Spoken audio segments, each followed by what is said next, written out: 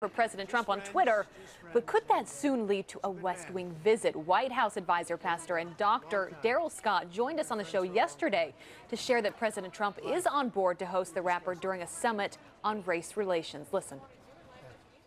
The African-American community is not against the president. You have to understand, courage inspires courage. Fearlessness inspires fearlessness. There's a silent minority out there. But when Kanye West came out, it emboldened others to say, listen, I hear what he's saying. I can't think for myself. I'm very optimistic about this, once again, leading to the healing of this racial divide.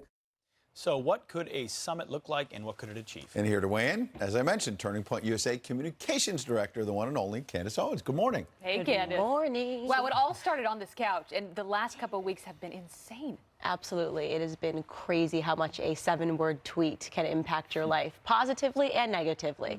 But I'm just so optimistic. It's been a wonderful couple of weeks for me. What are you optimistic about? What are you hoping could change as a result of this whole conversation? Being able to have the conversation. I mean, for so long, Black conservatives have not been able to have a voice. They've been ignored. People that have biracial children, people that are in biracial relationships. It's been so black and white, the conversation.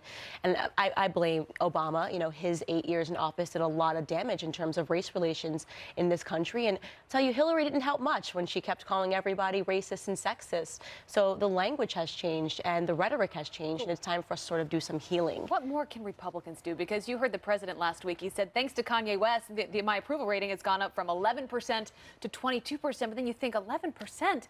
What more needs to be done from the Republican side to actually get the African-American community involved and feel like they are appreciated? Right. So I think Republicans, and I hate to speak in terms of Democrats and Republicans, but in particularly regarding the Republicans, they really gave up on blacks. They said, okay, 93% of you are voting for Democrats, so they didn't even embrace the black community. I have to tell you, when I met with some of them, it was like an uphill battle. I was like, this can be done.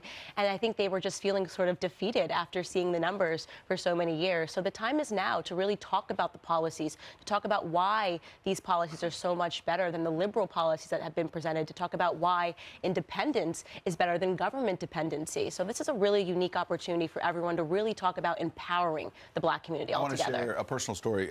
You were here on the couch a couple weeks ago. I was here, and a couple days later, I was back in our Washington bureau. One of my colleagues, who happens to be black, came up to me and said, I didn't kind of like that debate. He said, I don't agree with the Black Lives Matter folks.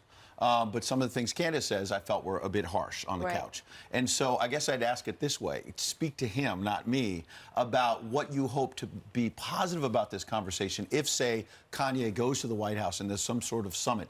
Beyond all the rhetoric on all sides, speak to that man about what you hope comes out of this conversation. I got that so many times. That was the one thing I got. It's too harsh. You know, to tell people the truth is too harsh. We have to stop that. This political correctness is what I can't stand, and largely what Donald Trump can't stand, dealing with everybody with gloves on, you know, being too afraid to say the truth. And I have never been afraid to say the truth. I've been really bold about that and talking to them about... But then where does it go? Where does it go from here is just like I said, having them there, being able to sort of say, listen, we've got a problem here. The fact that they're talking about bringing Colin Kaepernick and Kanye West, people that are obviously on opposite sides of the fields here, to have a conversation, because at the end of the day, it's not about left or right, Republican or Democrat. It's that we're all human beings and we're all Americans. So there was a headline that caught our eye in Vice, you were included.